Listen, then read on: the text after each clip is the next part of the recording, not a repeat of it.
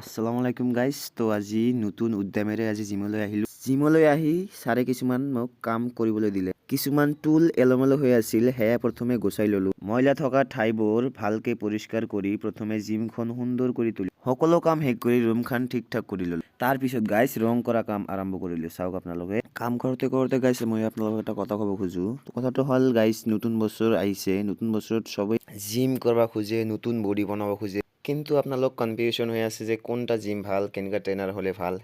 সেইটা আপোনালোকে কমেণ্ট কৰিব। মই নিজে নতুন এটা ভিডিঅ' ডিটেইলছে বনাই দিম, ঠিক আছে। ধীৰে ধীৰে পৰিশ্ৰম কৰি জিমৰ যিমান টুল আছিল আৰু নতুন নতুন বস্তু আছিল চব ৰং কৰি দিলোঁ গাইজ। চাওক এতিয়া কেনেকুৱা লাগি আছে, বহুত ভাল। কাম কৰি থাকোঁতেই বুজি পালোঁ পৰিশ্ৰম কেতিয়াও বিফল নাযায়।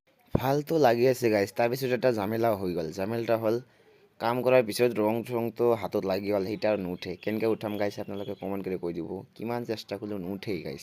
আৰু হা গাইজ, ইমান কষ্ট কৰি আপোনালোকৰ বাবে ভিডিঅ' বনাওঁ, আপোনালোকে ছাবস্ক্ৰাইব নকৰে, লাইক নকৰে। প্লিজ ছাবস্ক্ৰাইব কৰিব।